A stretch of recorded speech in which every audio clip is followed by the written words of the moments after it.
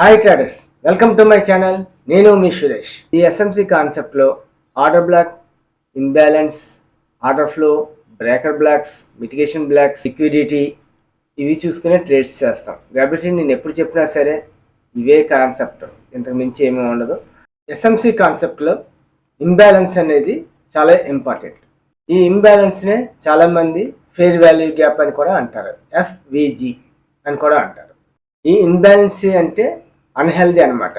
ఈ ఇన్బ్యాలెన్స్ ఎలా గుర్తిస్తామంటే, 3 క్యాండిల్స్ లైన్గా పైకి వెళ్తున్నప్పుడు ఇది ఫస్ట్ క్యాండిల్ అవుతుంది, ఇది సెకండ్ క్యాండిల్ అవుతుంది, ఇది థర్డ్ క్యాండిల్ అవుతుంది. ఈ 3 క్యాండిల్స్ ఎలా వచ్చినప్పుడు ఫస్ట్ క్యాండిల్ యొక్క హైలో మనము ఒక లైన్ గీసుకోవాలి. అలాగే సెకండ్ క్యాండిల్ కంప్లీట్ అయిన తర్వాత థర్డ్ క్యాండిల్కి ఒక లైన్ గీసుకోవాలి. ఈ 3 క్యాండిల్స్కి ఇలా లైన్లు గీసుకున్నప్పుడు మధ్యలో ఉన్న గ్యాప్ కానీ వచ్చినట్టయితే ఈ గ్యాప్ని మనం ఇంబ్యాలెన్స్ అని అంటాం. అలాగే ఇక్కడ చూడండి, first candle, second candle, third candle, ఈ 3 క్యాండిల్ తీసుకున్నప్పుడు ఇందాక చెప్పిన విధంగానే ఫస్ట్ క్యాండిల్ యొక్క హైకి ఒక లైన్ గీసుకోవాలి.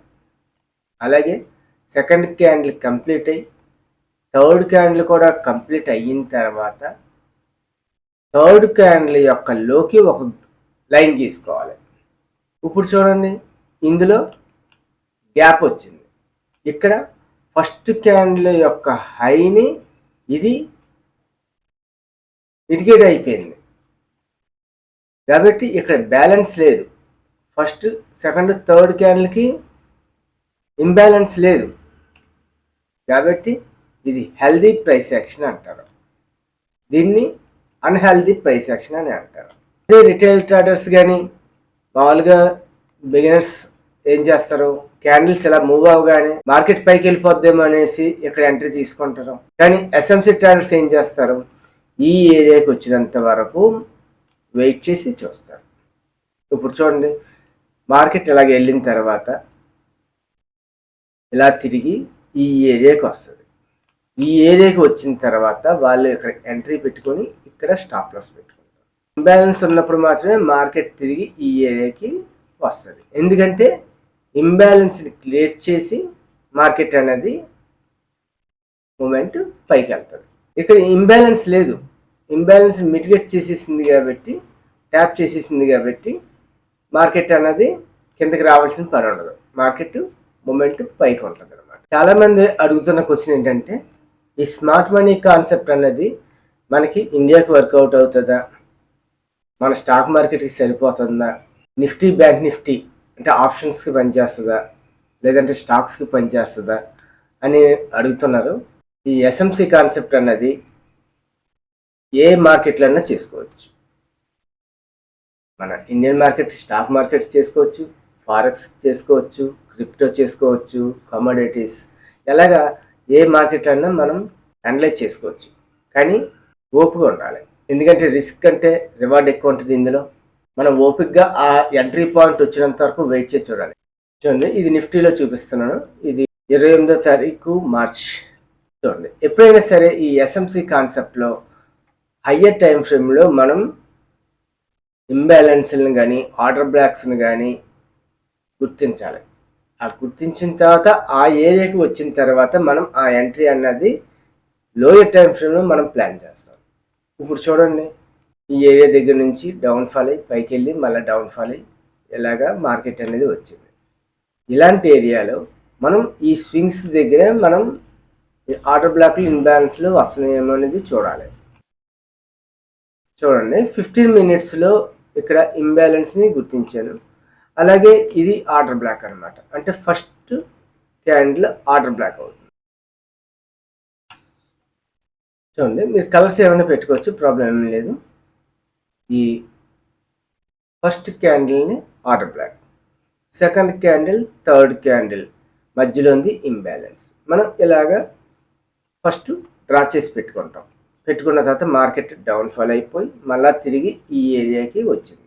వచ్చిన తర్వాత మనం లోయర్ టైం ఫ్రేమ్లో చెక్ చేసుకుంటాం. అంటే 5 minutesకి వెళ్ళొచ్చు, 3 minutesకి వెళ్ళొచ్చు. చూడండి 5 మినిట్స్లో ఒకసారి చెక్ చేసుకోవాలి. ఇక్కడ రిజెక్షన్స్ వచ్చి ఇలా డౌన్ఫాల్ అవుతున్నాడు, ఇక్కడ ఎంట్రీ తీసుకోవచ్చు. లేదు అంటే మళ్ళీ 1 మినిట్లోకి వెళ్ళి మళ్ళీ చెక్ చేసుకుంటాం. చూడండి 1 మినిట్లో చూసుకున్నట్టయితే ఈ ఏరియాకి వచ్చిన తర్వాత డౌన్ఫాల్ అవుతున్నప్పుడు మనం ఎంట్రీ పెట్టేస్తాం 5 మినిట్స్లోని అక్కడ కన్ఫర్మేషన్ చూసుకొని. ఇక్కడ 1 మినిట్లో అయితే ఇంకొద్దిగా కన్ఫర్మేషన్ చూసుకుంటాం. చూడండి ఇక్కడ నుంచి వచ్చిన తర్వాత ఫస్ట్ ఇండోస్మెంట్ అవ్వాలి, అంటే చేంజ్ ఆఫ్ క్యారెక్టర్ అవ్వాలి.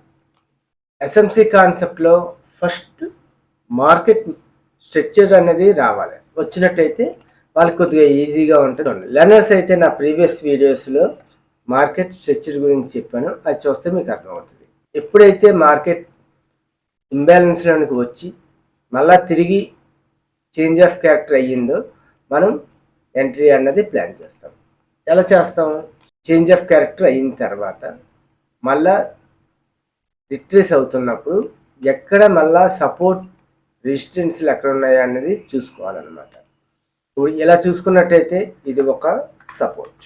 మార్కెట్ ఇలా పైకి వెళ్ళి ఇక్కడ నుంచి వస్తున్నప్పుడు 1, 2, 3 క్యాండిల్స్, అంటే ఈ 3 క్యాండిల్స్ మధ్యలో ఉంది ఇంబ్యాలెన్స్ అన్నమాట. ఈ ఇంబ్యాలెన్స్ని మనం ఇలా గీసుకున్నాం అనుకోండి, ఇంబ్యాలెన్స్ వచ్చింది, strong support and resistance level వచ్చింది. ప్రైస్ యాక్షన్ బట్టి అయితే అలాగా. ఇప్పుడు చూడండి ఇక్కడ నుంచి రిటర్న్ అవుతున్నప్పుడు మనం ఎంట్రీ అన్నది ఇక్కడ ప్లాన్ చేయవచ్చు.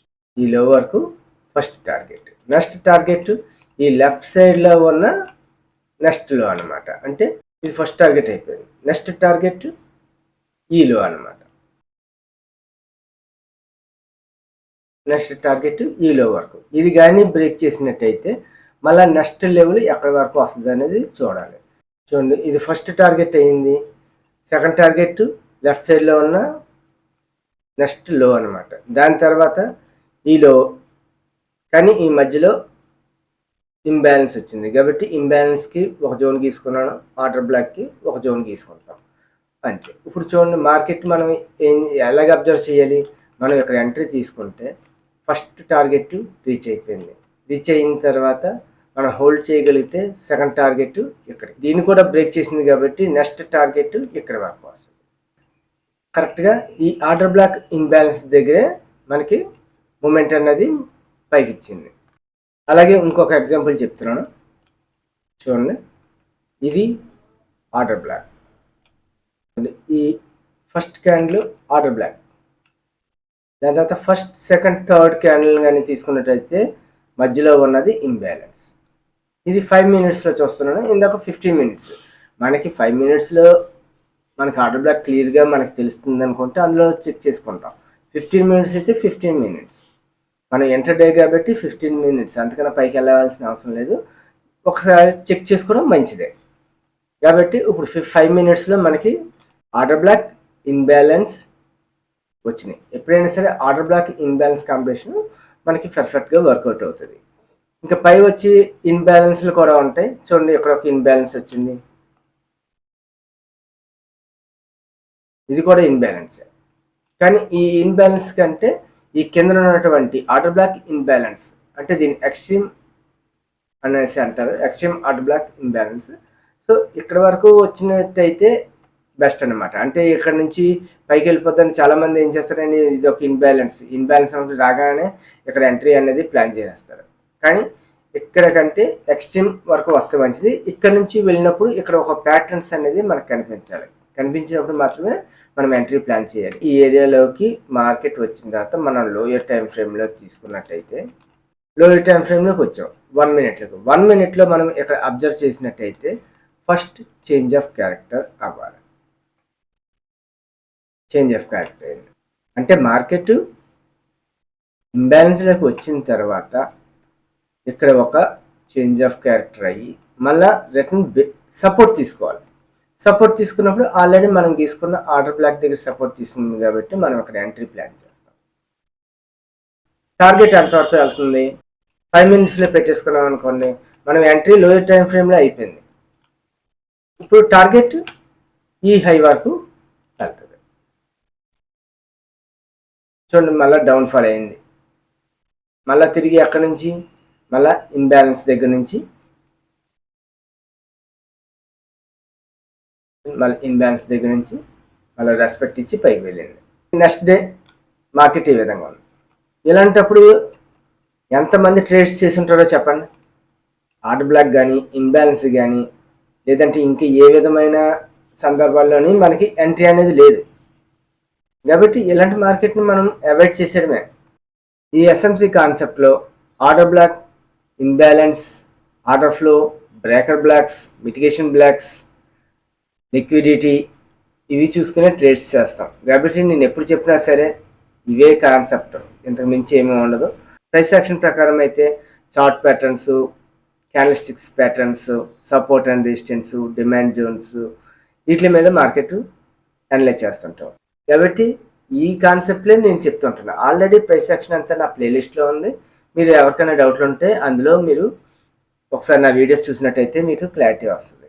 ఓకే ఫ్రెండ్స్, ఈ కాన్సెప్ట్ మీకు అర్థమైందని అనుకుంటున్నాను.